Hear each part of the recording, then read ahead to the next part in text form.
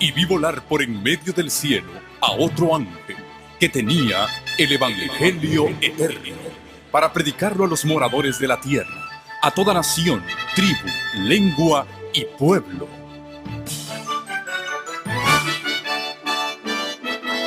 Con ustedes su programa cristiano con temas bíblicos de actualidad. Un programa que trae al mundo la verdad presente. Este es el Evangelio eterno.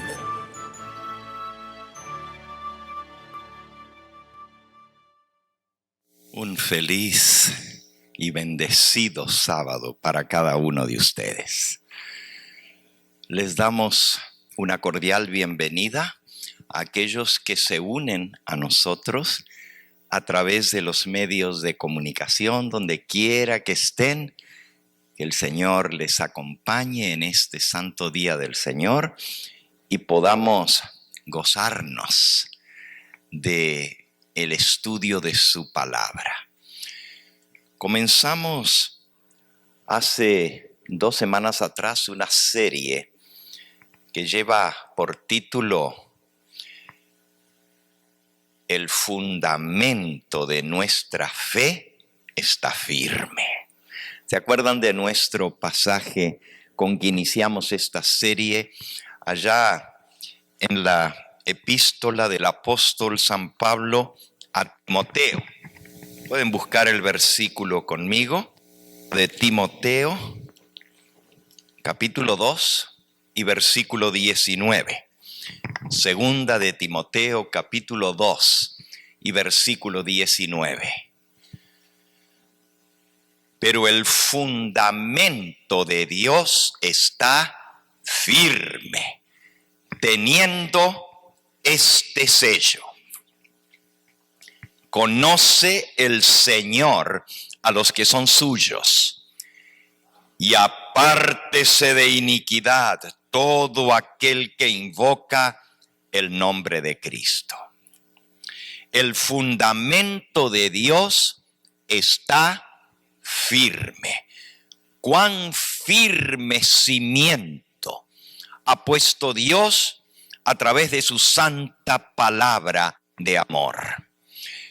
El movimiento adventista surge para proclamar el último mensaje de amor, de misericordia y de llamado de Dios a un mundo que está a punto de llegar a su fin. Y así Dios tiene a bien restaurar las verdades que son el fundamento firme de el verdadero pueblo de Dios a lo largo de los siglos. Aprendimos también que para cada época de la historia, Dios ha tenido una verdad presente para esa generación en cada momento de la historia. Y así en esta época final de la historia de este mundo, también Dios tiene una verdad presente que tiene que ser dada a los habitantes del mundo entero. En este librito, Primeros Escritos, la mensajera del Señor tiene lo siguiente que decir con respecto a la verdad presente. Página 63 de Primeros Escritos. Son muchas las preciosas verdades que contiene la palabra de Dios. ¿Cuántas verdades tiene la palabra de Dios? Muchas. ¿Y cómo son? Preciosas, así dice. Son muchas las preciosas verdades que contiene la palabra de Dios. Pero es la verdad presente lo que el rebaño necesita. He visto el peligro que existe de que los mensajeros se desvíen de los puntos importantes de la verdad presente para espaciarse en temas que, aunque son verdad, no son los temas que el pueblo necesita para esta época. No son temas que unen y unifican al rebaño y santifican el alma. En esto, Satanás aprovechará toda ventaja posible para perjudicar la causa. Así que el enemigo no quiere que se le dé al pueblo, que los mensajeros le demos al pueblo lo que más necesita para esta época. Y hay muchos que predican de tantas cosas en la Biblia y todas son preciosas porque es palabra de Dios y toda la escritura es inspirada por Dios, ¿sí? Pero hay cosas que constituyen la verdad presente. Y eso es lo que el rebaño necesita. Y entonces menciona un ejemplo de lo que es la verdad presente. Dice, los temas como el santuario, en relación con los 2300 días, el inicio del juicio de la obra de Cristo en el cielo. Los temas como los mandamientos de Dios y la fe de Jesús son perfectamente adecuados para explicar el movimiento adventista pasado y cuál es nuestra posición actual, para establecer la fe de los que dudan y dar certidumbre al glorioso futuro de este movimiento. Así que esos temas nos enseñan no solo nuestra historia, nuestro pasado, pero también dónde estamos ahora y nos da esperanza para el glorioso futuro que tenemos por delante. He visto con frecuencia que estos eran los temas principales en los cuales deben espaciarse los mensajeros del Señor. Por eso, al iniciar este nuevo año, comenzamos repasando esos temas que para nosotros son preciosos, caros, especiales, lo que constituye la verdad presente.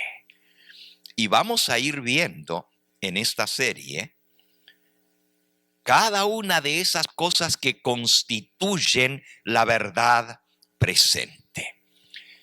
El sábado pasado vimos lo que es la purificación del santuario, cómo el pueblo adventista pasó por un chasco porque no se conocía la verdad del santuario celestial, de la obra que Cristo realiza en el santuario.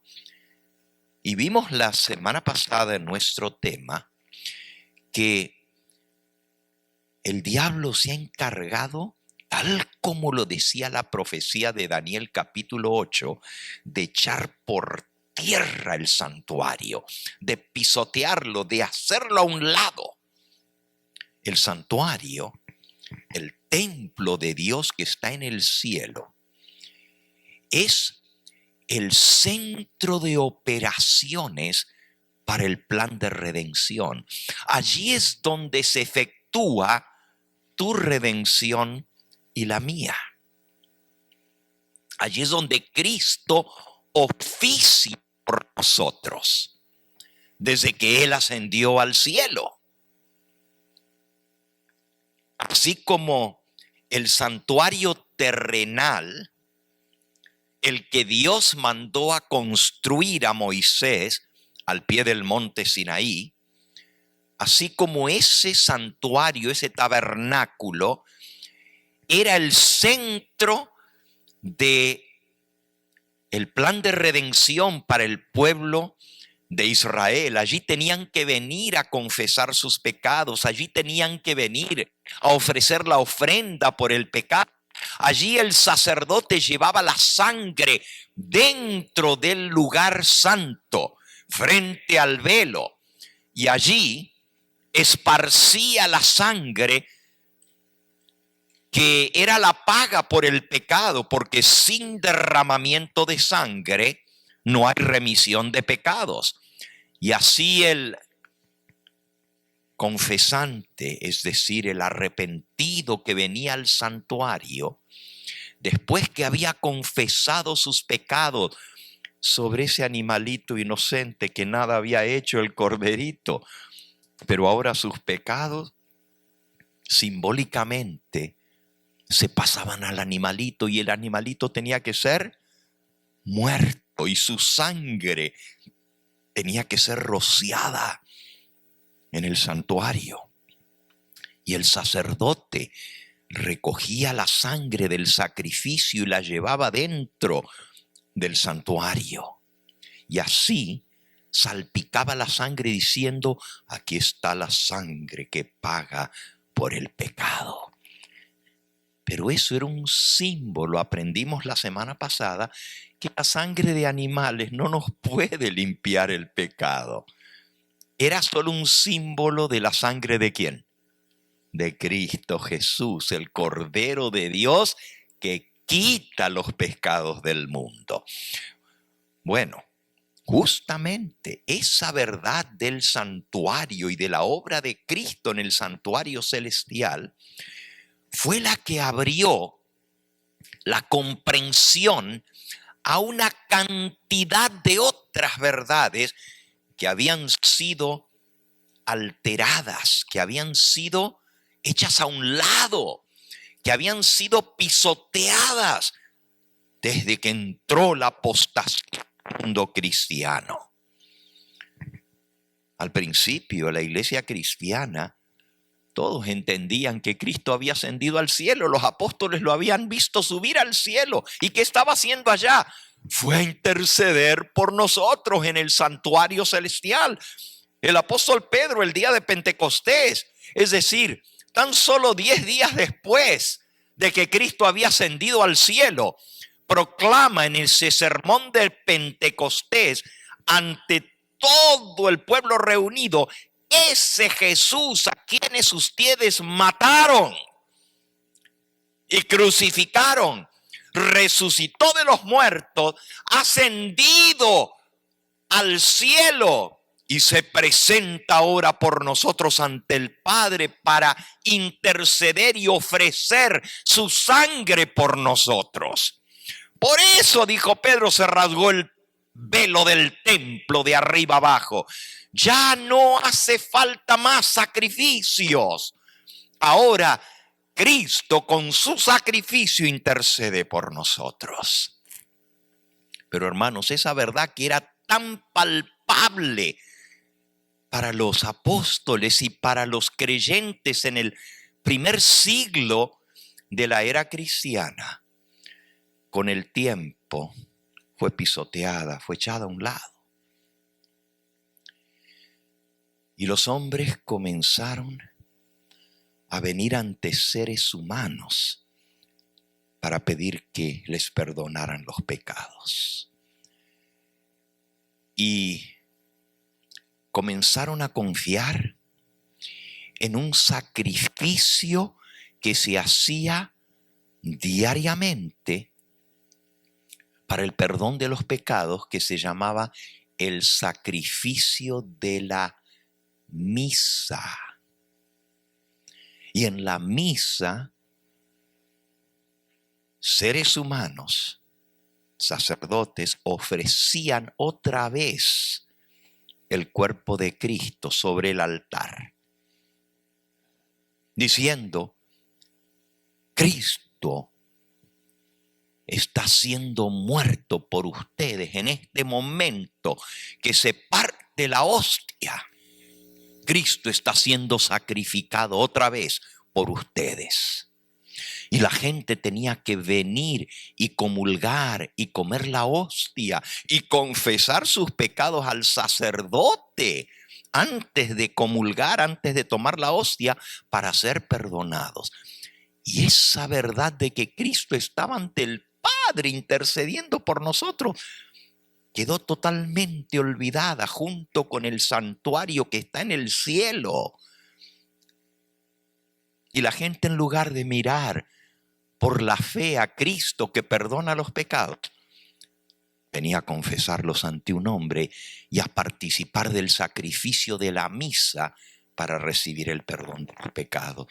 Ustedes ven cuán importante fue la restauración de esa verdad. Y esa verdad es verdad presente. ¿Por qué? Porque así como el sumo sacerdote entraba una vez al año en el día de expiación, detrás del velo, una vez al año, para hacer la expiación de los pecados, así Cristo, nuestro sumo sacerdote, ya leímos estos textos la semana pasada en el libro de Hebreos, en la consumación de los siglos, según lo señalaba la profecía de Daniel 8:14, así Cristo iba a entrar detrás del velo en el lugar santísimo del santuario celestial a efectuar la limpieza completa de los pecados. Este fue nuestro tema de la semana pasada. Ahora, ese es el primer pilar de la verdad presente. La verdad de la obra de Cristo, nuestro sumo sacerdote. La purificación del santuario en el templo del cielo, donde Cristo ahora está en el lugar santísimo, detrás del velo, en el segundo compartimento del santuario celestial, del templo, donde está el trono de Dios intercediendo por nosotros, pero también realizando la obra de juicio. Los libros se abren y se determina en este juicio quiénes son dignos de vida eterna y quienes, aunque profesaron decir creer en Cristo, su vida no demostró que realmente tenían fe en Él para vencer y eliminar todo pecado de su vida. Y si en el registro del cielo hay pecados no confesados y no perdonados, en el momento del juicio, ese nombre es borrado del libro de la vida. Pero aquellos que se mantuvieron leales a Cristo, viviendo por la fe y confiando en Él hasta el momento final de sus vidas, esas personas son declaradas limpias de todo pecado por la sangre de Cristo Jesús. Y así ese nombre no es borrado del libro de la vida, pero deben haber abandonado el pecado en su vida. El Señor Jesucristo dice estas palabras en Apocalipsis capítulo 3. Apocalipsis capítulo 3 y versículo 5. El que venciere será vestido de vestiduras blancas, y no borraré su nombre del libro de la vida y confesaré su nombre delante de mi Padre y delante de sus ángeles. Aquí está clarito. El que venciere, no borraré su nombre del libro de la vida. Al contrario, será vestido de vestiduras blancas. Y yo confesaré el nombre de él delante de mi Padre y de los santos ángeles. Es decir, Cristo dice: yo soy su abogado, yo soy el que pagó la deuda. Y la prueba de esto es que él no solamente creyó en mí, pero abandonó el pecado, venció, así como yo vencí, y por mi poder y mi fuerza, agarrándose de mí, salieron victoriosos del pecado. Recibirán vestiduras blancas y no borraré su nombre del libro de la vida. Esa es la obra que Jesús está haciendo ahora en el lugar santísimo. Y no solamente eso. Cada individuo que alguna vez profesó creer en Dios, su nombre es traído ante el juicio. Y los registros del cielo demuestran si esa persona realmente esa profesión que hizo, yo creo en Dios, acepto a Cristo, si la vivieron o si solamente fue de labios para afuera. Fíjense, no somos salvos por lo que hacemos. Somos salvos por lo que Cristo hizo. Pero nuestros hechos muestran si realmente hemos aceptado a Cristo. Si es de verdad. Y no nomás de palabra. No somos salvos por lo que hacemos, pero somos juzgados por lo que hacemos. Leámoslo. En el Evangelio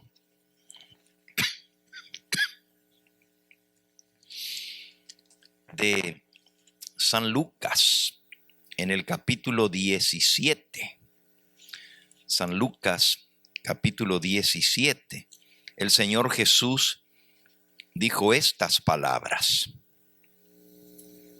A ver, no lo encontré allí, creo que entonces es... Ok, hay muchos versículos que hablan de esto. Es el que dice que el Hijo del Hombre vendrá en la gloria de su Padre para pagar a cada uno según sea sus obras. Vamos a leer otro versículo ya que no lo encontré allí en Lucas 17, pero vean por ejemplo Apocalipsis capítulo 20. Apocalipsis capítulo 20. Dice el versículo 12. Vi a los muertos, grandes y pequeños, de pie ante Dios, y los libros fueron abiertos. Y otro libro fue abierto, el cual es el libro de la vida. Y fueron juzgados los muertos por las cosas que estaban escritas en los libros según sus obras. Aquí dice que cada uno va a ser juzgado según sus obras, por lo que está escrito en los libros. Así que aunque no nos salvamos por las obras, somos juzgados por las obras. Y uno dice, ¿pero por qué? Si la salvación no es por obra, ¿por qué somos juzgados por obra? Porque las obras demuestran la fe. Miren lo que dijo Santiago en su libro que lleva su nombre. Santiago, en el capítulo 2, dice en el versículo 20. Mas ¿quieres saber, hombre vano, que la fe sin obras es muerta? La fe sin obras es ¿qué? Muerte. ¿Y algo que está muerto existe? No, no hay fe sin obras. La fe sin obras no existe, está muerta. Sigue diciendo, dice allí mismo en el mismo pasaje, ¿no ves que la fe actuó juntamente con sus obras y que la fe se perfeccionó por las obras? Dice el versículo, ese era el versículo 22, dice el versículo 17, así también la fe, si no tiene obras, es muerta en sí misma. Versículo 18, alguno dirá, tú tienes fe, yo tengo obras. Muéstrame tu fe sin tus obras, y yo te mostraré mi fe por mis obras. Fíjense, muéstrame tu fe sin tus obras. ¿Cómo la voy a mostrar? Si yo le digo a alguien, yo tengo fe, yo creo, yo amo a Dios. Esas son palabras, pero ¿cómo se lo demuestro? ¿Puedo mostrar mi fe aparte de decirlo? ¿Cómo lo demuestro? Sin obras es imposible, pero mi fe se muestra con mis obras. Entonces, por eso, en el juicio, Dios nos juzga por las obras, porque las obras demuestran nuestra fe. Bueno, habiendo dicho eso, todavía en esta serie de temas vamos a tener un tema específico de verdad presente que muestra la relación entre la fe y las obras, entre guardar los mandamientos de Dios y la fe de Jesús, porque ese es uno de los pilares del mensaje adventista, de la verdad presente. La relación entre los mandamientos de Dios y la fe de Jesús. Así que a eso le vamos a dedicar un estudio completo, pero en este momento lo estoy mencionando en realidad y en relación con el juicio. Porque la pregunta es, bueno, si Cristo va a juzgar, pero si ya creímos en Él, ¿por qué entonces tenemos que ser juzgados? ¿No nos salvamos por la fe? Si ya creímos, somos salvos. Y hay muchos que creen así. Este miércoles en mi programa de los miércoles que yo tengo de La Biblia te responde, ¿verdad?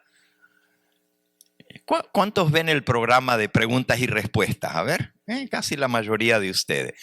Bueno, alguien preguntó justamente y la pregunta fue, bueno,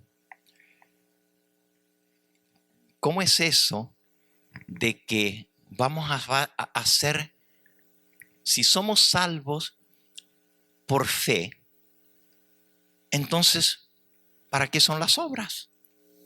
Y si no nos salvamos por las obras, entonces, ¿por qué insisten tanto en las obras? ¿Cómo somos salvos realmente? ¿O por fe o por obras? Y aquí estamos viendo la relación entre los mandamientos de Dios, la obediencia y la fe. Uno es el resultado del otro. Los mandamientos los guardamos como resultado de la fe que tenemos. ¿Ok? Como ven, ya vamos a estudiar este tema más a fondo, pero hoy vamos a ver el segundo pilar de la verdad presente. Y ese segundo pilar es la comprensión de lo que son los mensajes del primero, segundo y tercer ángel o ángeles. El mensaje de los tres ángeles. Cuando el pueblo adventista comprendió por qué fue que Jesús no había venido ese 22 de octubre de 1844 cuando lo esperaban, pues entendieron la verdad del santuario y eso ayudó para explicar el chasco y para entender lo que Cristo estaba haciendo en el cielo. Pero entonces tienen una obligación de proclamar: la profecía sí se cumplió, tal como el profeta Daniel había dicho, hasta 2300 tardes y mañanas y el santuario será purificado. Y al comprender lo que era la purificación del santuario, el juicio, pues comprendieron que había llegado el momento en que en el cielo se estaba realizando el juicio. Este tema ya lo habían comprendido cuando se proclamó el mensaje en el mundo entero. La hora del juicio de Dios ha llegado. Y el movimiento adventista estaba consciente de que estaban proclamando la hora, la fecha del juicio de Dios. Esa fue nuestra lectura bíblica en esta hora. Y vamos de vuelta a esta lectura bíblica. Apocalipsis capítulo 14, versículos 6 y 7. Apocalipsis 14, 6 y 7 dice así: y vi volar por en medio del cielo a otro ángel que tenía el evangelio eterno para predicarlo a los moradores de la tierra, a toda nación, tribu, lengua y pueblo. Fíjense que ese ángel que va volando por en medio del cielo trae el evangelio eterno. El evangelio son las buenas nuevas de salvación a través de Cristo Jesús. Pero ese evangelio eterno se hace una verdad presente desde ese momento en adelante por lo que sigue. No solamente trae un mensaje para proclamarlo a toda nación, tribu, lengua y pueblo. Es decir, Dios quiere que todos los hombres sean salvos, ¿correcto? Él no quiere que ninguno perezca. Por eso el evangelio tiene que ser predicado a toda nación, tribu, lengua y pueblo. Ya Cristo lo había ordenado antes de ascender al cielo. Les dijo: id y predicad el evangelio a toda criatura.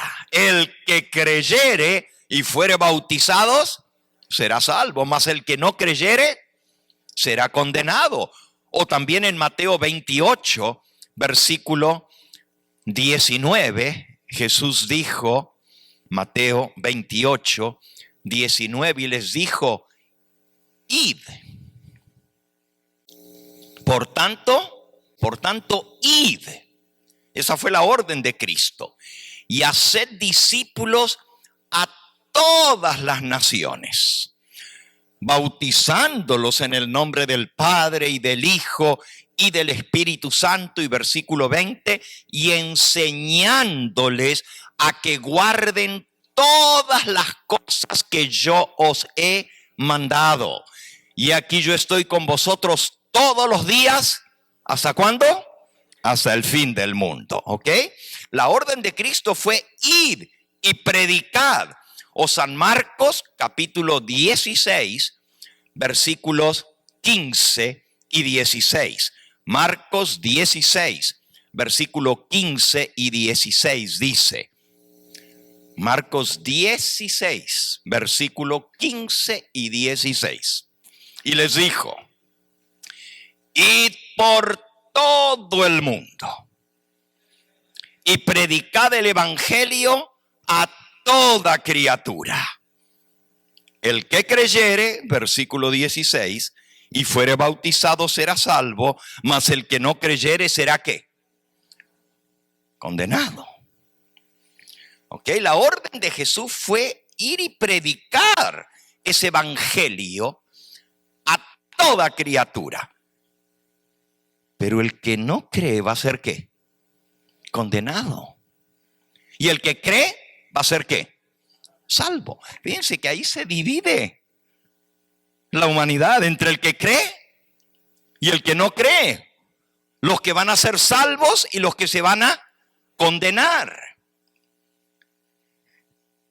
Pero ¿qué significa creer? Es tener fe. Pero la fe sin obras es ¿qué? Es muerta. ¿Ven cómo todo está relacionado? Entonces yo no puedo decir yo creo. Ya me predicaron el evangelio. Sí, yo creo. Pero mi vida no demuestra mi fe en Dios. Porque creer en Él es aceptarle como Señor. Es obedecerle. Es ser su hijo y hacer su voluntad. Eso es lo que es creer. Por eso hay un juicio. Y ahora volviendo a nuestro pasaje, si bien la orden es a toda nación, tribu, lengua y pueblo, prediquen el evangelio. Y ahí Juan vio a ese ángel, Apocalipsis 14:6, que volaba por en medio del cielo y tenía el evangelio eterno para proclamarlo a todos los moradores de la tierra. Pero usted me dice, pero eso no es verdad presente, eso desde que Cristo ascendió al cielo, Él dio la orden de irlo a predicar. Pero miren el versículo 7. ¿Qué decía ese ángel que traía el evangelio eterno? Apocalipsis 14:7. ¿Qué decía ese ángel? Diciendo a gran voz: temed a Dios y dadle gloria. ¿Por qué?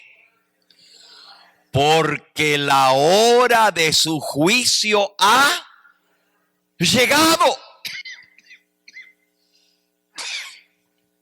Fíjense, ese ángel que trae el evangelio eterno llama a todos los moradores de la tierra a que teman a Dios. Temer significa respetarle, reverenciarle, obedecerle, guardar sus mandamientos, darle gloria con nuestra vida. Yo no puedo decir que yo acepto el evangelio y temo a Dios si no le doy gloria a Dios con mi vida. Entonces, la razón por la cual este mensaje se hace verdad presente y se hace urgente es porque ahora sí llegó la hora de su juicio. Es decir, si va a haber personas que se van a salvar y otras que se van a condenar, tiene que haber un juicio para determinar quiénes se salvan y quiénes se condenan. Y la Biblia anuncia a lo largo de todas las escrituras que viene el gran día del juicio. Y el primer ángel anuncia: la hora de su juicio ha llegado. Pero ¿y de dónde sacamos la hora del juicio?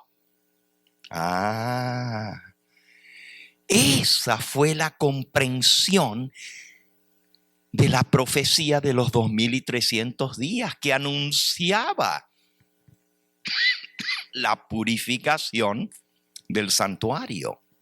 Y ya vimos la semana pasada, el santuario será purificado, tenía que ver con la obra del juicio. La purificación del santuario era como cuando el sumo sacerdote entraba al lugar santísimo y sacaba todos los pecados que habían sido registrados en el santuario y limpiaba, purificaba el santuario y los llevaba afuera y quedaba limpio de todo pecado el santuario. Esa es la obra de Cristo en el lugar santísimo. Entonces, lo próximo que llegan a comprender los creyentes que por la fe siguieron a Jesús al lugar santísimo, dijeron: oh, llegó la hora del juicio de Dios.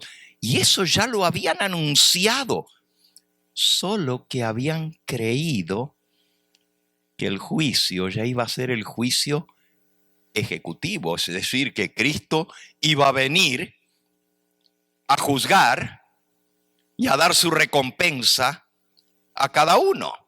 Y por eso cuando anunciaron que el 22 de octubre de 1844 era el día del juicio, ellos creyeron que el juicio era ya el juicio ejecutivo, cuando el Señor le iba a pagar a cada uno.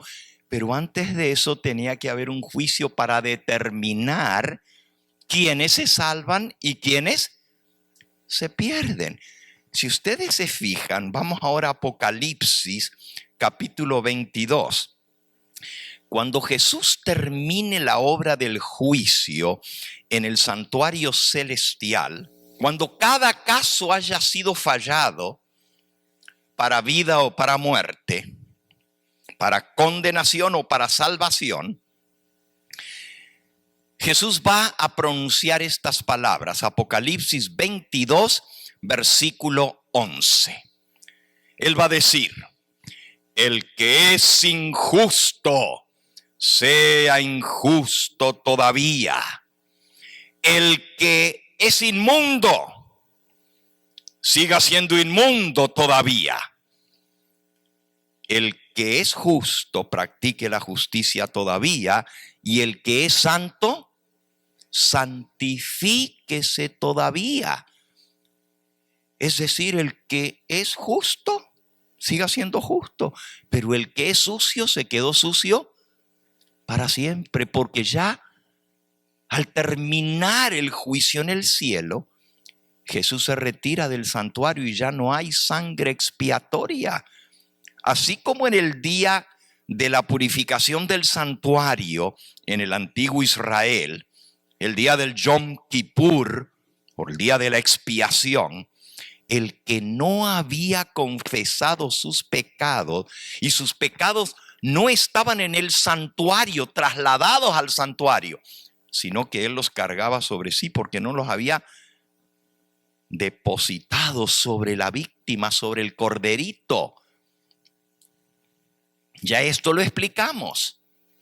El pecador confesaba sus pecados poniendo sus manos arriba de la cabeza del corderito. Y entonces sus pecados, al confesarlos y arrepentirse de ellos, los descargaba sobre la víctima inocente. Ahora él quedaba libre, pero el pobre animalito estaba cargando el pecado. Y como la paga del pecado es la ¿qué? La muerte. Ahora el pobre animalito tenía que morir y esa sangre se llevaba al santuario. Y allí se salpicaba frente a la ley de Dios que demandaba la muerte del pecador. El sacerdote decía: aquí está la sangre que paga por los pecados. Aquí está la sangre. Y entonces salía afuera y le decía al pecador que estaba esperando a que el sacerdote saliera, le decía: ya ofrecí la sangre. ya quedó saldada tu cuenta. Ve en paz, vete y no peques más. Pero resulta que los pecados habían pasado del pecador al animalito, y del animalito en la sangre había un registro en el santuario, porque allá ensució el santuario. ¿Entienden ahora por qué el santuario tenía que ser purificado? Pero no era solamente por la sangre física, que obviamente si no se la limpiaba, se amontonaba y se ensuciaba el santuario. Por eso una vez al año se quitaba toda esa sangre seca y se limpiaba completamente. Pero realmente lo que ensuciaba el santuario era el pecado, exactamente. Vayan otra vez, y ya lo vimos la semana pasada, Levítico capítulo 16. Levítico capítulo 16. Y dice el versículo 16.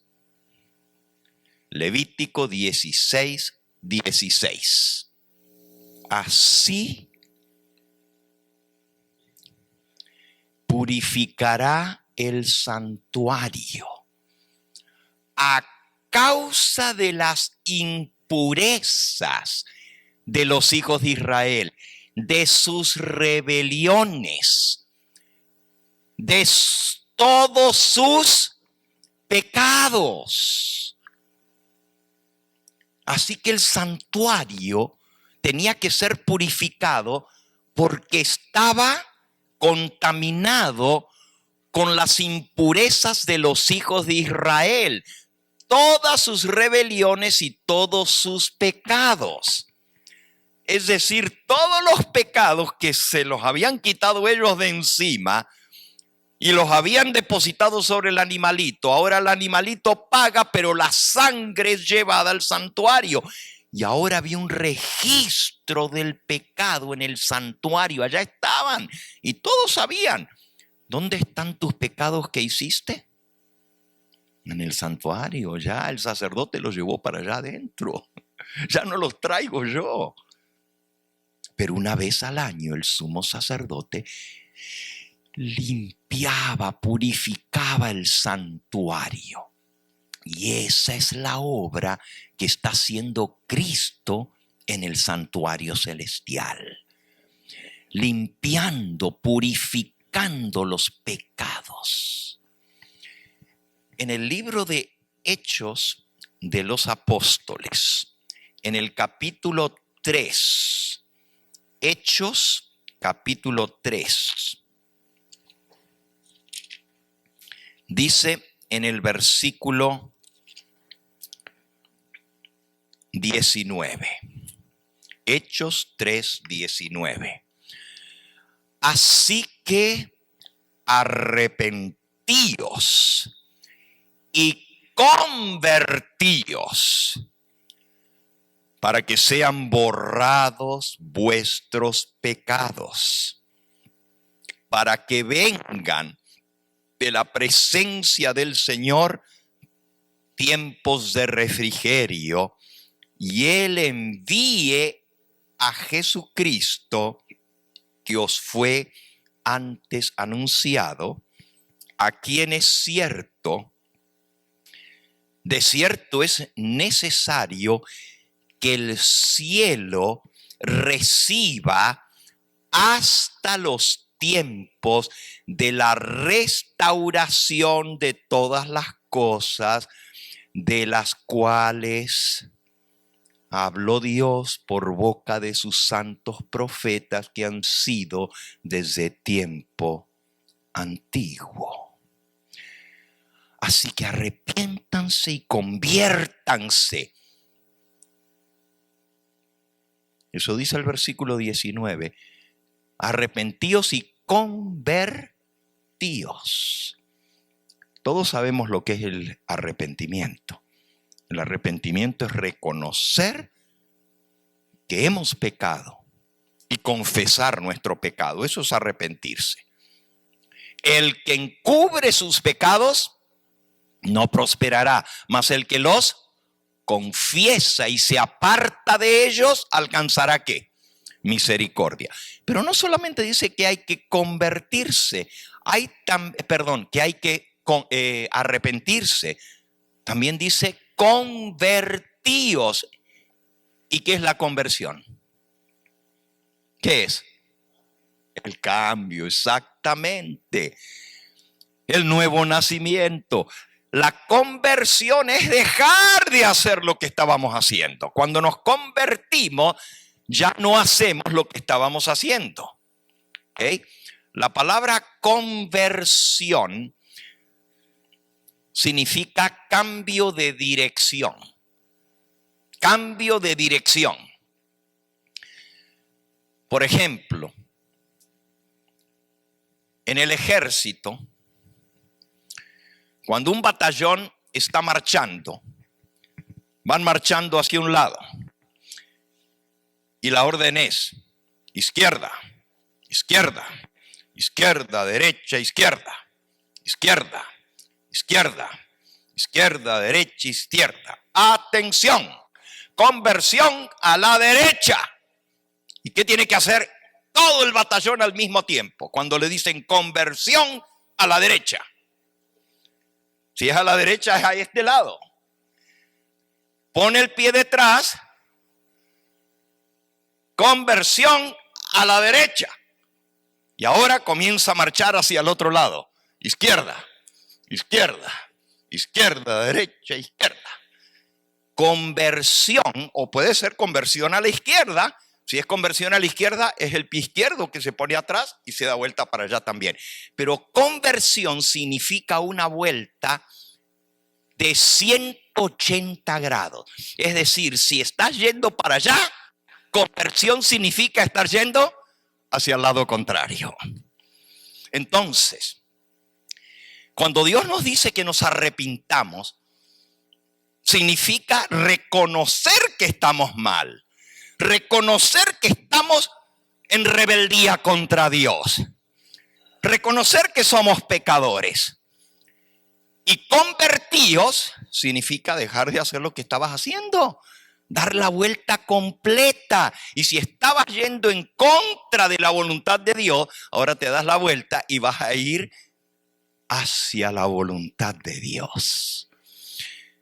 Pero el pasaje dice: arrepentíos y convertíos para que sean borrados vuestros pecados. Los pecados son perdonados en el momento en que los confesamos, pero no son borrados. Son borrados en el juicio.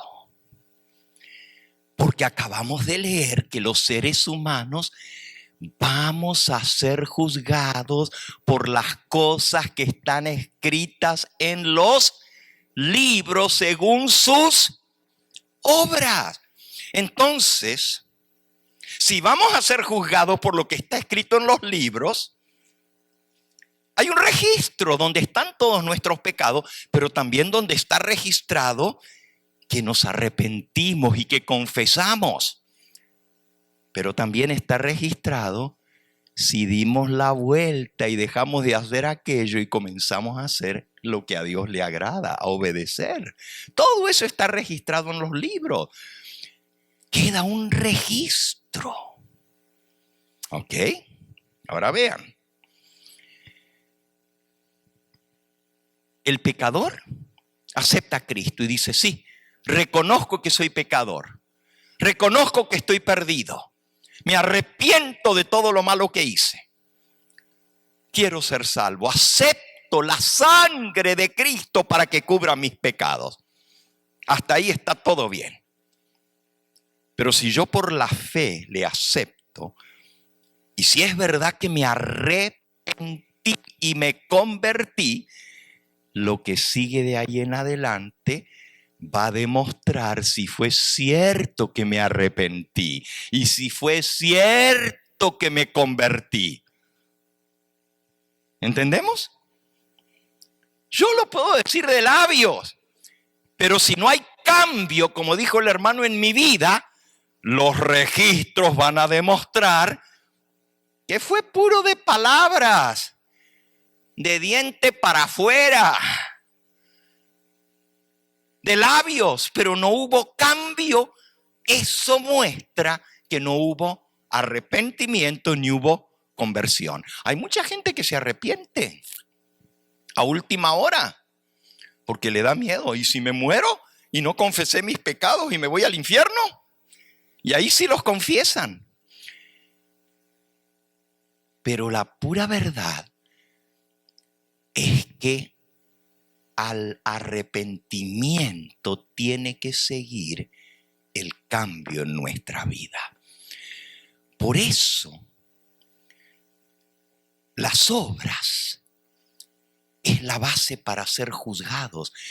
Y repito, y nosotros decimos, pero ¿y por qué nos va a juzgar Dios por las obras si no nos salvamos por las obras?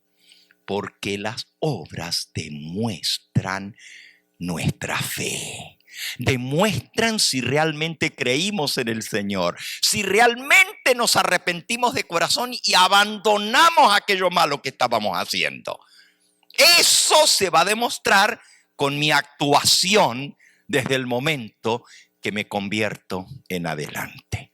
Ahora, cuando Jesús diga esas palabras en el cielo, consumado es, el que es justo siga siendo justo y el que es sucio se quedó sucio para siempre, ya no hay oportunidad más de arrepentirse. Es como cuando el sumo sacerdote entraba al lugar santísimo a limpiar el santuario. La Biblia dice que para ese día todos los israelitas, todos los miembros del pueblo de Dios, tenían que afligirse, confesar sus pecados, porque si les llegaba el día de expiación y sus pecados no estaban confesados, cuando el sumo sacerdote limpiaba el santuario, los pecados estaban sobre ellos y no eran limpios. Para que seamos limpios tenemos que trasladar nuestros pecados al santuario. Y cuando se limpia el santuario, quedamos limpios. Ahí es donde se borran nuestros pecados, en el juicio. Ahora vean qué interesante. Aquí en el mismo libro Primeros Escritos, en la página 279, dice así: vi ángeles que iban y venían de uno al otro lado del cielo. Subían y bajaban los ángeles. Y vi un ángel con un tintero de escribano en la cintura, que regresó de la tierra y comunicó a Jesús que había cumplido su encargo, quedando sellados y numerados los santos. Esto que Elena de White vio es lo mismo que vio el profeta Ezequiel. Un varón vestido de lino que traía un tintero de escribano en su cintura y pasaba por en medio de Jerusalén y señalaba, marcaba a los siervos de Dios. Aquí Elena de White tuvo la misma visión. Sigue diciendo: vi entonces que Jesús, quien había estado oficiando ante el arca de los 10 mandamientos en el lugar santísimo, dejó caer el incensario y alzando las manos, exclamó: consumado es. Y toda la hueste angélica se quitó sus coronas cuando Jesús hizo esta solemne declaración: el que es injusto, sea injusto todavía, y el que es inmundo, que siga inmundo todavía. El que es justo, practique la justicia todavía, y el que es santo, santifíquese todavía. Qué solemne. Ahora Jesús dice: consumado es, se acabó. El shop se cerró. El negocio, se cerraron las puertas. Y el negocio es la salvación de los seres humanos. Pero llega un día en que Jesús va a decir: ya hice todo lo que pude para salvar a todos los que pude, pero los que no quisieron, pues no quisieron.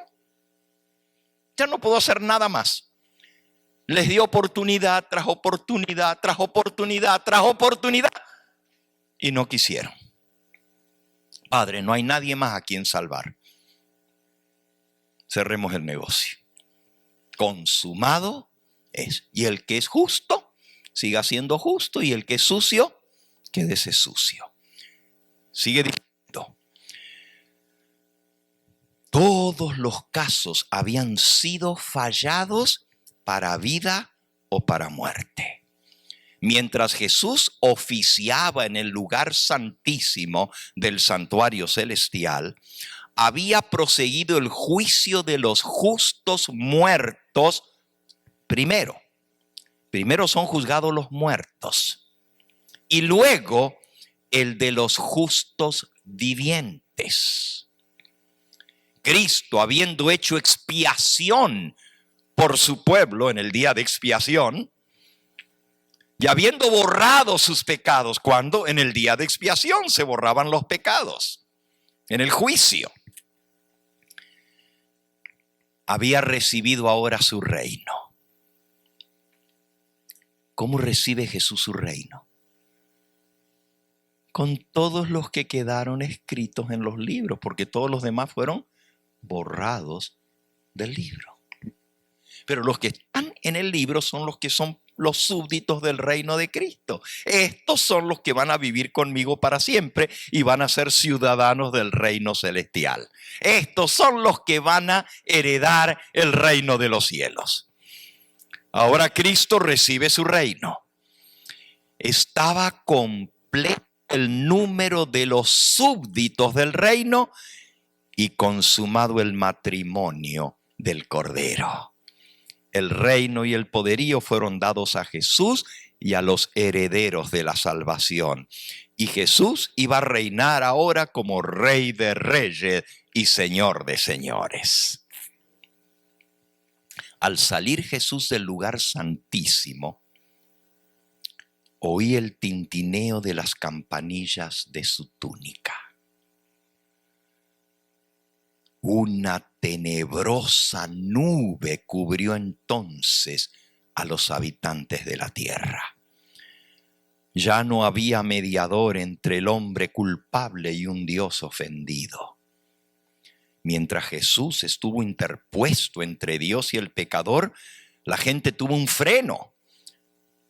Pero cuando Jesús dejó de estar entre el hombre y el Padre, desapareció ese freno y Satanás tuvo completo dominio sobre los finalmente impenitentes. Era imposible que fuesen derramadas las plagas finales mientras Jesús oficiase en el santuario. Pero al terminar su obra allí y cesar su intercesión, nada detiene ya la ira de Dios que cae furiosamente sobre la desamparada cabeza del culpable pecador que descuidó la salvación y aborreció las reprensiones. En aquel terrible momento, después de cesar la mediación de Jesús en el santuario celestial, a los santos les toca vivir en esta tierra sin intercesor. Ya no hay nadie en el lugar santísimo. Por eso Jesús dijo: el que es santo, siga siendo santo. Pero ya aprendieron no solo a arrepentirse, sino a abandonar el pecado, apartarse de él, y por nada harían algo en contra de la voluntad de Dios. Vi que Jesús se despojaba de sus vestiduras sacerdotales y se revestía de sus más regias galas. Llevaba en la cabeza muchas coronas, una corona dentro de la otra. Rodeado de la hueste angélica dejó el cielo. Las plagas estaban cayendo sobre los moradores de la tierra. Algunos acusaban a Dios y lo maldecían. Otros acudían corriendo a donde estaba el pueblo de Dios en súplica que les enseñase cómo escapar de los juicios divinos. ¿Por qué? Porque cuando vengan las plagas, les van a caer a todos los que no quisieron arrepentirse y están condenados. Pero así como entre los egipcios cayeron las plagas, pero al pueblo de Israel no le cayeron las plagas, así los malos van a ver que a los justos no les afecta, no les salieron las úlceras en el cuerpo. Y el agua de ellos no es sangre, mientras que los demás tienen que estar bebiendo sangre. Ellos tienen agua fresca, etcétera, etcétera, las plagas. Y entonces ellos ven y van y dicen, díganos qué hicieron ustedes, porque a ustedes no les afectan las plagas. Pero los santos ya no tenían nada para ellos. Había sido derramada la última lágrima en favor de los pecadores. Se había ofrecido la última angustiosa oración. Se había soportado la última carga y se había dado el postrer aviso. La dulce voz de la misericordia ya no había de invitarlos. Cuando los santos y el cielo entero se interesaban por la salvación de los pecadores, estos no habían tenido interés por sí mismos. Se les ofreció escoger entre la vida y la muerte. Muchos querían la vida, pero no se esforzaron por obtenerla. No escogieron la vida. Y ya no había sangre expiatoria para purificar a los culpables. Ya no había Salvador compasivo que abogase por ellos y exclamase, Padre, Padre, perdona al pecador durante algún tiempo todavía. Todo el cielo se había unido a Jesús al oír las terribles palabras, hecho está, consumado es. El plan de salvación estaba cumplido. Se cerró el negocio. Pero muy pocos habían querido aceptar el plan de salvación. Y al callar la dulce voz de la misericordia, el miedo y el horror invadieron a los malvados. Con terrible claridad oyeron las palabras, demasiado tarde. Too late, demasiado tarde. Quienes habían menospreciado la palabra de Dios corrían azorados de un lado a otro, errantes de mar a mar, del norte al oriente, buscando quien les predicara la palabra de Dios. Dijo el ángel, no la hallarán. Hay hambre en la tierra, no hambre de pan ni sed de agua, sino de oír las palabras del Señor. Que no dieran por oír una palabra de aprobación de parte de Dios. Te perdono. Pero no, han de seguir hambrientos y sedientos. Día tras día descuidaron la salvación. estimando en más las riquezas y placeres de esta tierra que los tesoros y alicientes del cielo. Rechazaron a Jesús, menospreciaron a su pueblo. Los sucios permanecerán sucios para siempre.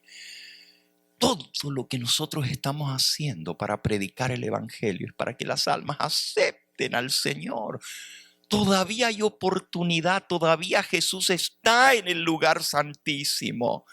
Todavía hay sangre expiatoria. Pero muchos no quieren oír, la mayoría no quieren. Y hay otros que escuchan y dicen, no, déjame cambiar este canal. Este hombre está hablando muy fuerte, me asusta. Pues ojalá te asustaras, porque lo que estamos viendo es lo que va a realmente suceder. Pero todavía tienes oportunidad de salvación. Pero tienes que querer, tienes que escoger la vida. Muchos de los impíos se enfurecieron grandemente al sufrir los efectos de las plagas. Ofrecían un espectáculo de terrible agonía, daban lástima. Los padres recriminaban amargamente a sus hijos y los hijos acusaban a sus padres. Los hermanos a sus hermanas y las hermanas a sus hermanos. Por todas partes se oían llantos y gritos desgarradores como estos. Tú me impidiste recibir la verdad que me hubiera salvado de esta terrible hora. Tú tienes la culpa que yo no me salvé. La gente se volvía contra sus ministros con acerbo odio y los reconvenía diciendo, ¿por qué no nos dijeron del juicio? ¿Por qué no nos advirtieron? No nos dijiste que el mundo iba a ser juzgado. Clamasteis paz, seguridad, tranquilos, todo está bien, para disipar nuestros temores. Nada nos enseñasteis acerca de esta hora, y a los que nos precavían contra ella los tildabais de fanáticos, de malignos, que querían arruinarnos. Pero vi que los ministros que no predicaron la verdad eran 10 veces, dice, no se libraron de la ira de Dios. Sus sufrimientos eran 10 veces mayores que lo de los miembros de sus iglesias que se perdieron. Yo no quiero estar en los huaraches, en los zapatos de ninguno de esos ministros que por no haber enseñado la verdad, no se preocupen, eso de los judíos, eso del sábado, no le hagan caso. Esos los quieren desviar a ustedes de la verdad, pero hay una ley por la cual vamos a ser juzgados. Y esta ley dice, acuérdate del día de sábado para santificarlo. No le hagan caso, eso ya fue abolido. ¡Qué responsabilidad! Cristo dijo que el que enseña a los hombres a despreciar los mandamientos de Dios será despreciado del reino de los cielos. Pero el que los enseña y los guarda, este será llamado grande en el reino de los cielos. ¿Cómo podemos estar tan engañados los seres humanos y decir, no se preocupen de los mandamientos de Dios, que eso no cuenta? Cuando las palabras de Jesús son, no penséis que he venido a abrogar la ley o los profetas. No he venido a abrogar, sino ¿a qué? A cumplir. Y de cierto os digo que mientras duren el cielo y la tierra, ni una jota, ni una tilde de la ley perecerá. Y si Jesús dijo esto, ¿cómo líderes religiosos pueden decirle a su pueblo, a la gente, a las ovejas que siguen a donde el pastor las guía? Guías ciegos conduciendo a otros ciegos. Así dice la Biblia. Si un ciego conduce a otro ciego, los dos se van a ir al pozo.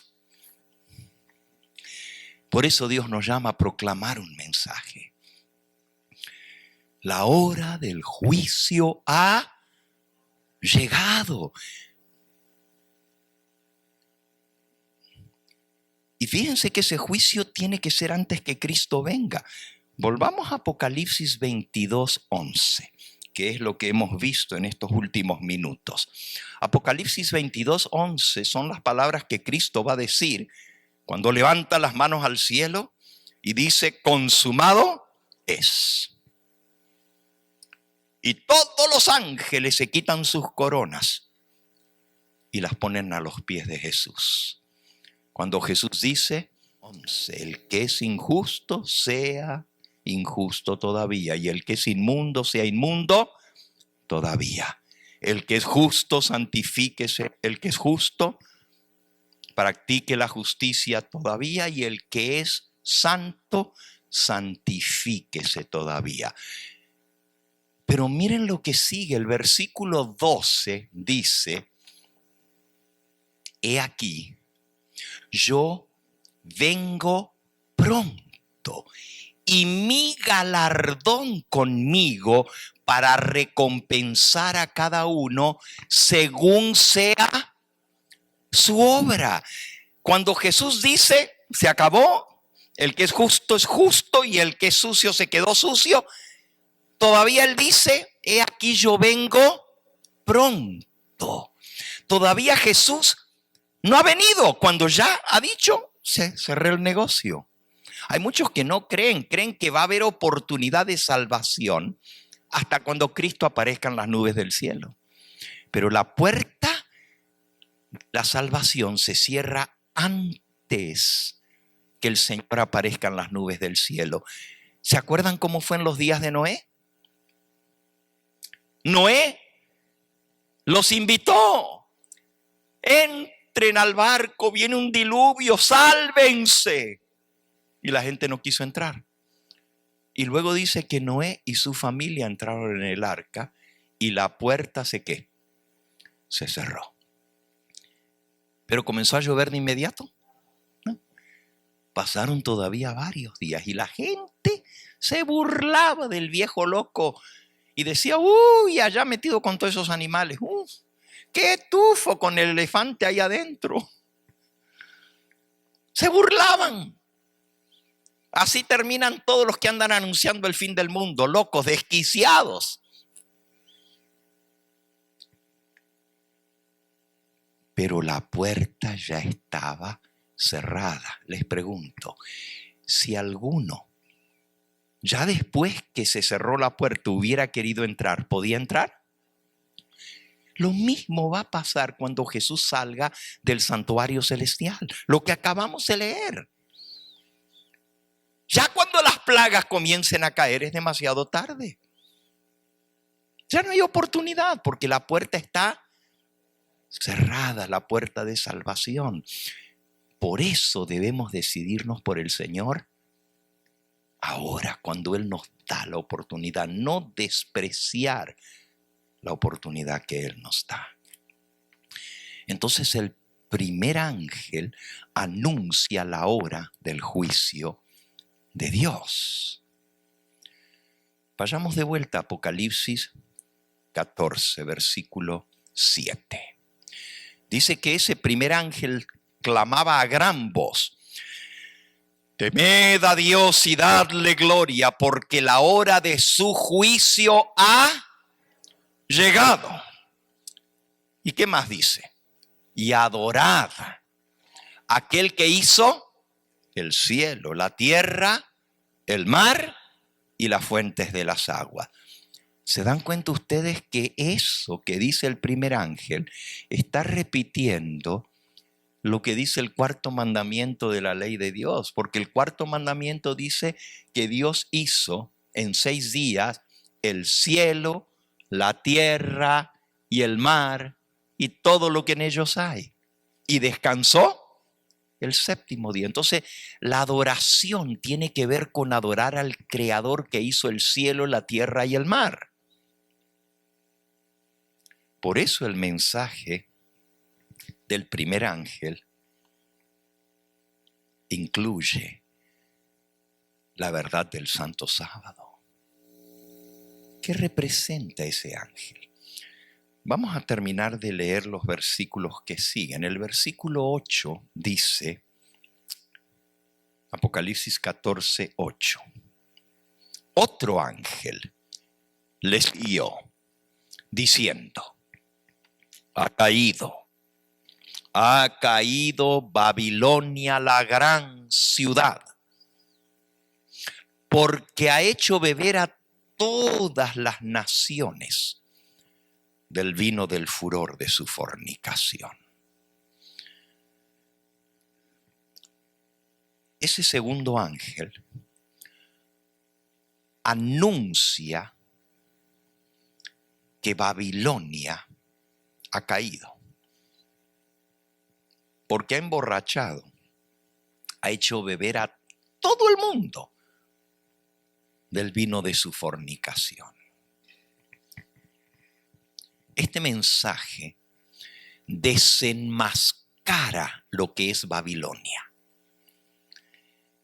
Y Dios levanta un movimiento en esta tierra que desde 1844 en adelante comienza no solo a anunciar que la hora del juicio de Dios ya llegó y que ya comenzó, pero también señalando lo que es Babilonia, la madre de las rameras.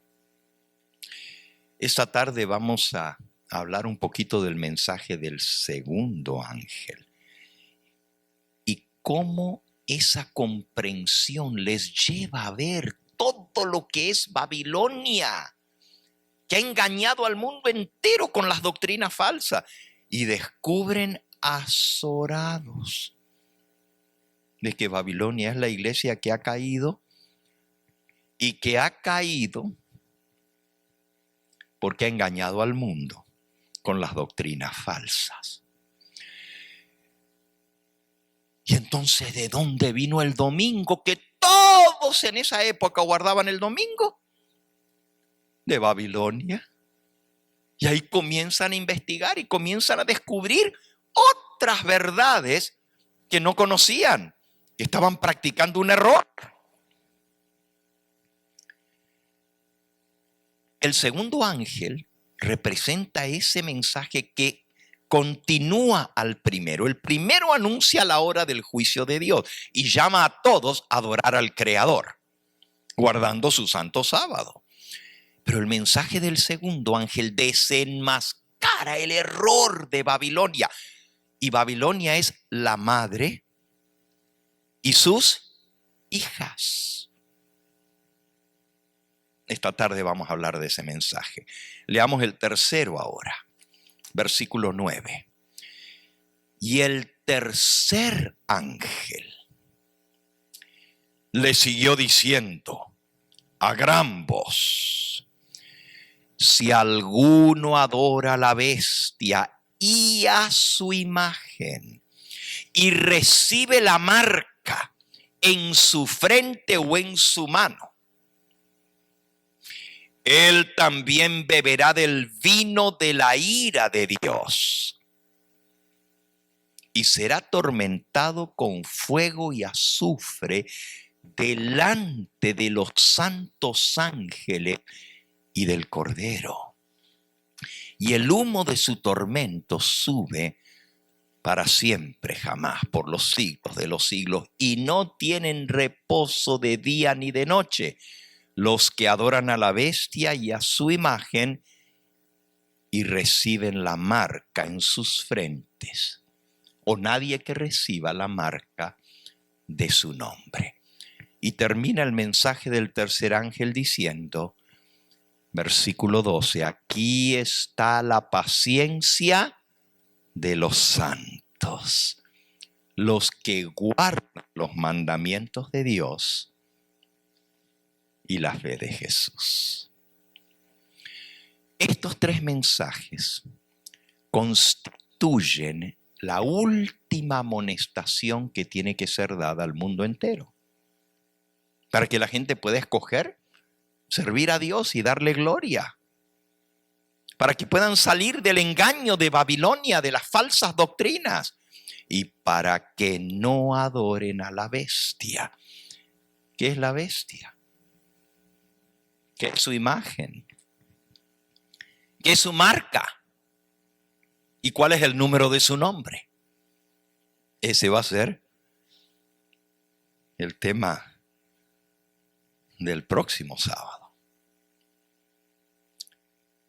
Y vamos a ver cómo este mensaje, que es el último, está candente hoy en día. Porque la marca de la bestia tiene que ver con el falso día de descanso, impuesto por ley. Por ley. Yo siempre me preguntaba, bueno, si la ley dominical va a ser impuesta en el mundo entero, según lo que dice Apocalipsis capítulo 13, que hacía que todos los moradores de la tierra se les pusiese una marca y que no pudieran comprar ni vender si no tuvieran la marca o el número de su nombre. ¿Y cómo todos los moradores de la tierra van a aceptar la marca de sumisión a la bestia, que es el falso día de descanso? Hay millones de musulmanes alrededor del mundo. Ahora, yo puedo entender por qué el catolicismo romano acepta el domingo, porque el Papa lo dice y ellos obedecen ciegamente lo que dice el Papa por encima de lo que dice la palabra de Dios. Me cuesta más entender por qué el mundo protestante guarda el domingo, cuando dicen basarse en la palabra de Dios y no hay un solo pasaje en la Biblia que diga que hay que guardar el domingo. Pero dicen, no, nosotros seguimos la Biblia. A lo menos el católico romano es más consistente con su fe, porque el católico dice, yo soy católico y acepto al Papa como el representante de la tierra y lo que diga el Papa es lo que yo hago. Entonces, si ellos creen eso y que lo que dice el Papa es palabra de Dios, porque el dogma de la infalibilidad papal enseña que el Papa cuando habla es como si fuera Dios y que todo lo que él dice no puede fallar, es palabra de Dios. Entonces, a lo menos el católico es consistente, porque aunque dice, sí, nosotros aceptamos la Biblia, pero también aceptamos por encima de la Biblia lo que dice el Papa. Entonces guardan el domingo. Pero el mundo protestante no sigue lo que dice el Papa.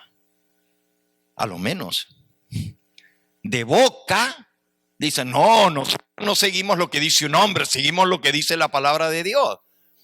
Pero resulta que a la hora del día de reposo, donde dice la palabra de Dios que hay que guardar el domingo, ¿se dan cuenta que no hay consistencia?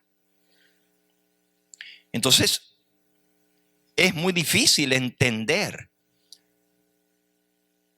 por qué el mundo protestante guarda el domingo cuando no hay autoridad bíblica para eso. Pero déjenme ir al punto donde voy. Yo puedo entender que el católico y el protestante van a aceptar el domingo por ley porque ya lo están practicando. O sea, cuando venga una ley y por ley hay que respetar el domingo, pues los católicos no tienen problema con eso. Y los protestantes en su mayoría tampoco. Pero mi pregunta era, ¿y cómo el mundo musulmán va a aceptar el domingo? ¿Y cómo el mundo judío? Ahora, los judíos no son muchos. Se calcula que hay más o menos, en Israel hay 8 millones de judíos y en el resto del mundo hay alrededor de 20 millones de judíos. Pero ellos no guardan el domingo. El día de ellos es el sábado. Ahora, de los 20 millones de judíos, la mayoría no son practicantes, son judíos de raza, son judíos de ascendencia, pero no son judíos practicantes. Pero los que practican el judaísmo, pues supuestamente guardan el sábado estrictamente. Y uno siempre se preguntaba, bueno, ¿y cómo Israel, una nación judía, va a aceptar el domingo? Pues ya pasó, hermanos. Ya Israel pasó una ley dominical. De esto vamos a hablar al hablar del mensaje del tercer ángel. Pero el mundo musulmán, que eso ni respetan ni Biblia, ni católicos, ni protestantes, ni judíos, ni nada. Ellos tienen su propio libro, su Corán. ¿Y cuál es el día que guardan los musulmanes? El viernes. Porque así lo mandó Mahoma. El viernes. Ese es el día de su adoración. Y hay un montón de musulmanes en el mundo. Es interesante porque en el mundo musulmán tienen 2 días que no trabajan. El viernes no trabajan y el sábado tampoco. Cuando un adventista vive en un país musulmán, no tiene problemas para guardar el sábado porque los sábados no trabajan. Viernes y sábado. Aquí nosotros vivimos en el mundo occidental que respeta el sábado y el domingo. Y algunos de nosotros podemos tener problema el viernes porque como nosotros guardamos el sábado de puesta del sol del viernes a puesta del sol del sábado, y algunos que trabajan pues les obligan o les tratan de obligar a trabajar los viernes después de la puesta del sol, porque el viernes es un día laboral. Entonces hay problemas. Pero los que viven en países musulmanes no tienen problema, porque el viernes no se trabaja todo el día, así que el adventista puede guardar el sábado desde la puesta del sol del viernes hasta la puesta del sol del sábado sin ningún problema, porque los musulmanes no trabajan ni viernes ni sábado. Pero ¿y cómo van a aceptar una ley dominical?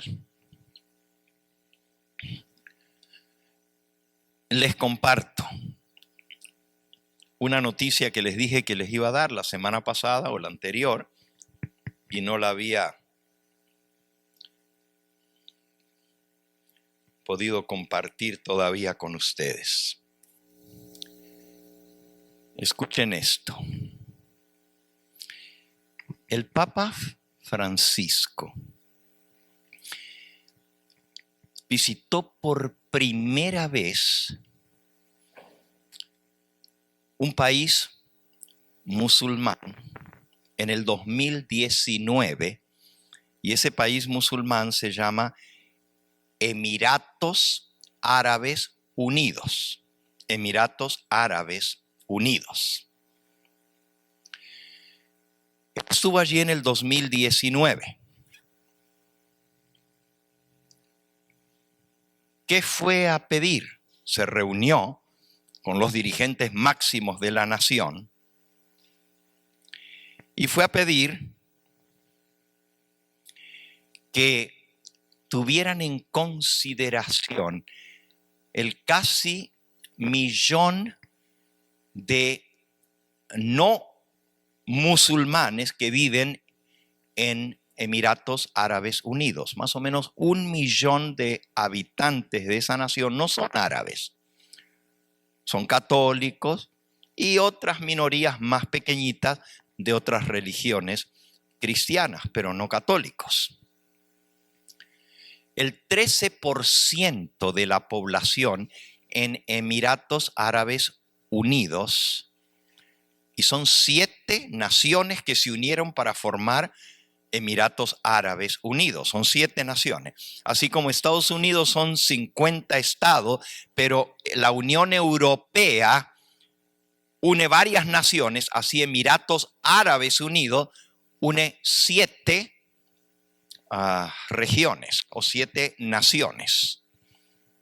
Pero resulta que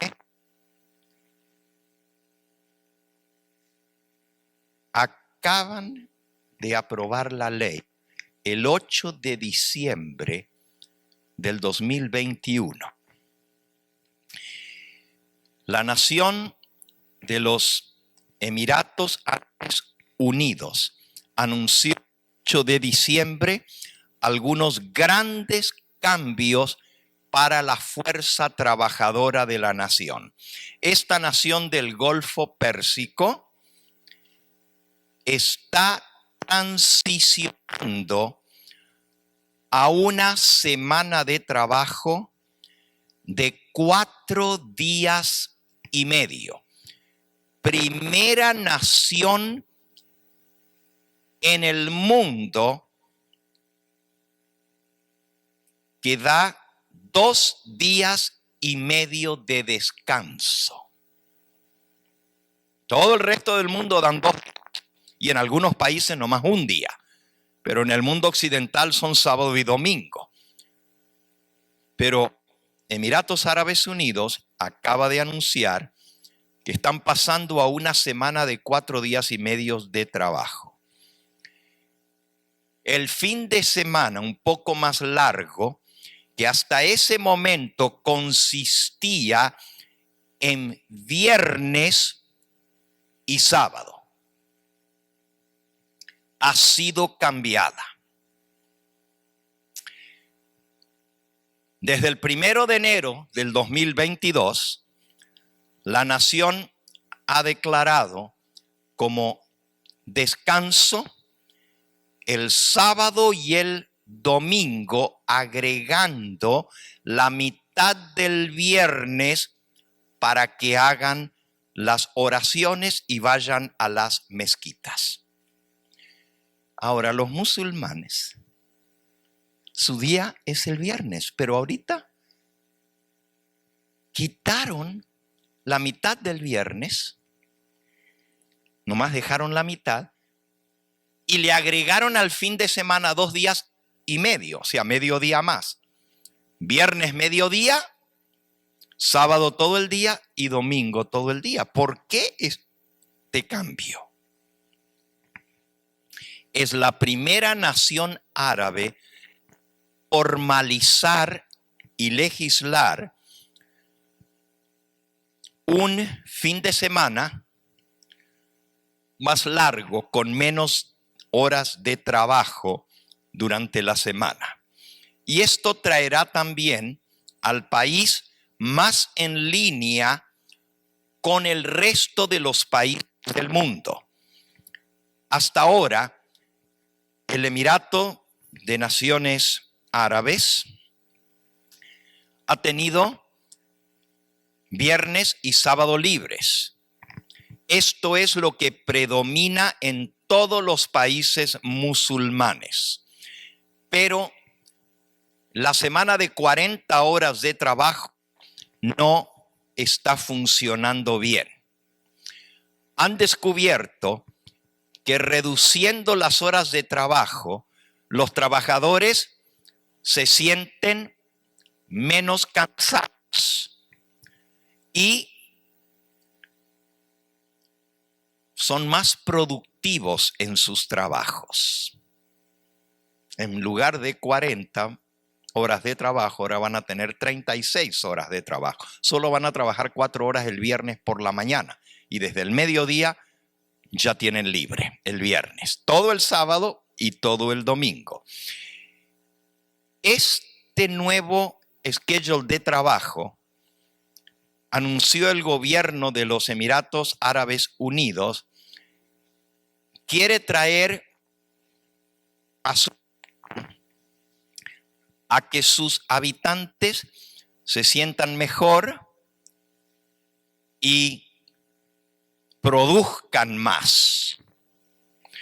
Por cierto, Este país es el tercer país más rico en ganancia per cápita del planeta Tierra. Tienen un nivel de vida más alto que los Estados Unidos. Mucho dinero. Toda la gente, allá no hay nadie pidiendo dinero, no hay nadie homeless. Allí no tienen esos problemas. La razón principal parece ser económica. Para poder seguir compitiendo en el mercado mundial, el gobierno árabe anunció que van a dar el domingo libre para que estén en concordancia con el resto del mundo comercial que cierra los domingos. Esto entra en efecto el 1 de enero. Desde el 1 de enero del 2022 se trabajará de lunes a jueves, 8 horas cada día. Y los viernes solamente trabajarán 4 horas. Desde las 12 del mediodía tienen libres para ir a hacer sus oraciones en las mezquitas. Esto se aplica para todas las oficinas gubernamentales, para las escuelas, para los bancos, para los negocios y también para los manufacturers, o sea, para las fábricas. Es decir, es una ley que se aplica a todos. Los empleadores privados se les dará un tiempo para que se ajusten y luego será mandatorio todos. ¿Mandatorio qué? El domingo, porque esto es lo que le están agregando. El domingo, tenían viernes y sábado, ahora le dan mediodía del viernes, sábado y domingo. Aquí siguen las noticias, no la voy a leer completa, pero una cosa yo me preguntaba, y aquí en las noticias viene la foto del Papa con el califa de Emiratos Unidos, que vendría a ser como el presidente de la nación, y ahí viene la foto cuando ellos se reunieron, y ahora dice la agencia de noticias de que dio buen resultado la visita del Papa Francisco a Emiratos Unidos, porque ahora los católicos podrán tener su domingo libre y no tener que trabajar el domingo. Este es el primer país árabe que adopta esta ley dominical. Nosotros pensamos a veces cuánto tiempo va a durar para que esto suceda, para que venga una ley dominical. Y las trabas más grandes eran los países musulmanes. Pero si el tercer país más rico del mundo está adoptando el domingo como día de descanso por ley, los demás países árabes seguirán el mismo camino. ¿Cuál es la razón? Ponerse en concordato con el resto de los países para hacer negocio. ¿De qué les sirve a ellos tener abierto el domingo si no pueden negociar con el resto del mundo porque está todo cerrado? Los bancos y todo lo demás. No pueden hacer nada. Entonces, el domingo, dice la noticia, era día perdido en negocio. ¿Por qué? Porque no podían hacer negocios a nivel mundial. Ellos venden petróleo y venden todo un montón de otras cosas. Pero no les convenía porque ese día era un día perdido, por así decirlo. Pero ahora van a tener 4 horas del viernes para negociar, sobre todo las bolsas de valores.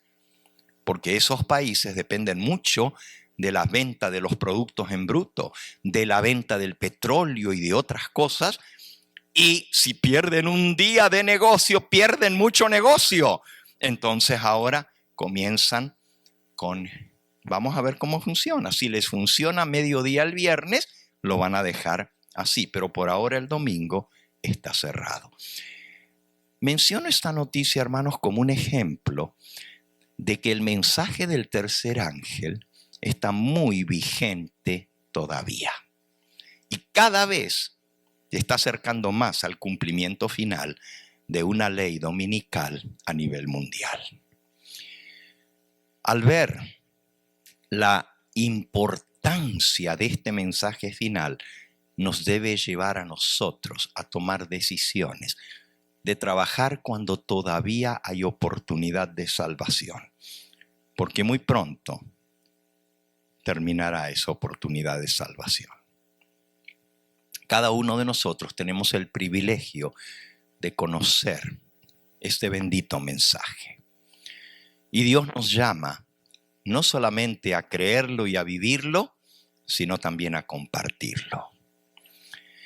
Aprovechemos cada oportunidad que Dios nos da para compartir con los demás. Invítenlos a escuchar el canal de televisión. Muchas personas están abriendo los ojos porque la fe viene por el oír y el oír por la palabra de Dios. Entonces, ¿cómo van a invocar el nombre de Cristo para ser salvos? Dice Romanos capítulo 10, si no han oído de ese nombre. ¿Y cómo oirán si no hay quien les predique? Por eso es tan importante que aumentemos la proclamación de este mensaje para poder llegar a toda nación, tribu, lengua y pueblo. El pueblo adventista está proclamando este mensaje, pero esta tarde vamos a ver de un plan de Satanás para coartar el mensaje de los tres ángeles y que no siga siendo proclamado por el pueblo a quien Dios llamó para dar este mensaje. Te invito a reconsagrar tu vida a Dios en este día. Y en este nuevo año que hemos iniciado, estamos a 15 de enero. Se han pasado 2 semanas de este nuevo año. Iniciamos esta serie el 1 de enero. Ya llevamos 2 semanas con esto y vamos a seguir estudiando lo que es la verdad presente y vamos a ver cuán presente es la verdad que decimos creer. Que el Señor nos ayude no solamente a confirmarnos en la verdad presente, sino también a usar nuestro tiempo, nuestros dones, nuestros talentos, nuestra influencia, nuestros diezmos, ofrendas, para cumplir la misión que Dios nos ha dado de proclamar este mensaje en alta voz. Porque el ángel dice, clamó a gran voz diciendo.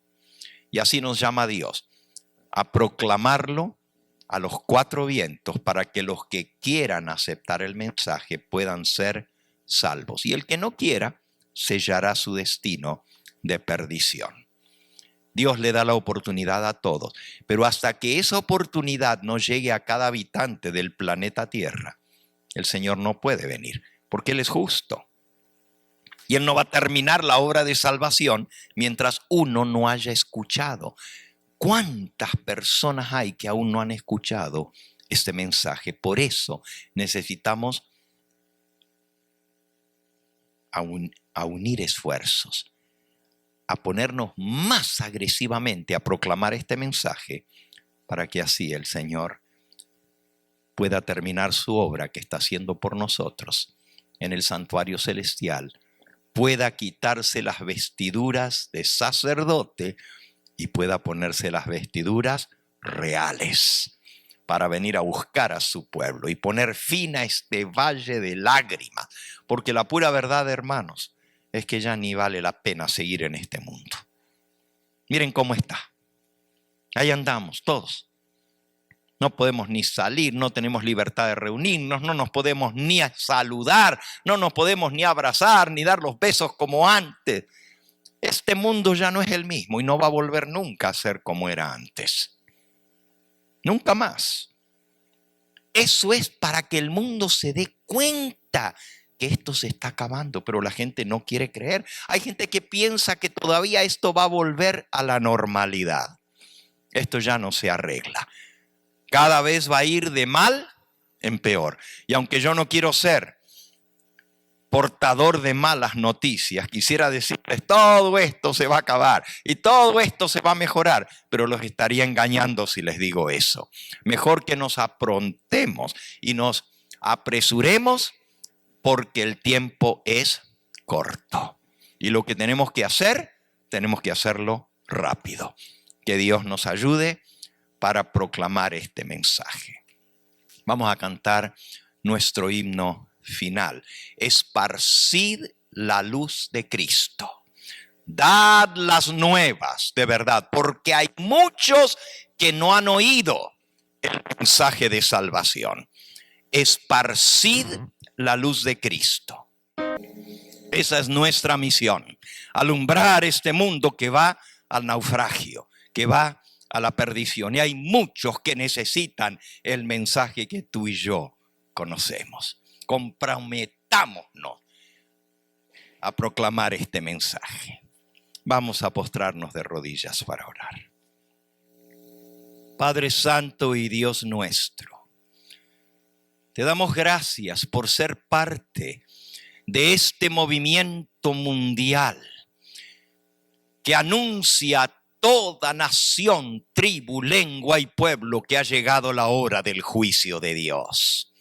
Gracias, Señor, porque nos has dado tanta luz, tanto conocimiento, porque la mayor suma de verdades que jamás hayan sido dadas a seres humanos mortales nos ha sido confiada a nosotros. Ayúdanos a ser leales, a proclamar este mensaje. Ayúdanos, Señor, no solo a vivirlo, sino a compartirlo con los demás. Y que la luz de Cristo, esa luz de salvación, de que hay un día de expiación que se está llevando a cabo en el cielo, pueda llegar a todos los habitantes del planeta Tierra y que nosotros seamos parte de esa proclamación final. Danos tu bendición al despedirnos de este lugar.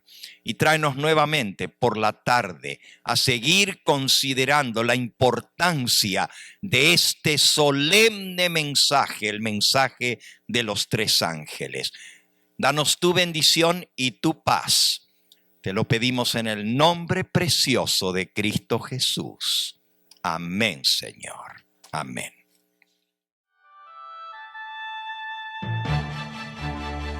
Este fue el Evangelio Eterno, su programa cristiano de actualidad bíblica, trayendo al mundo la verdad presente.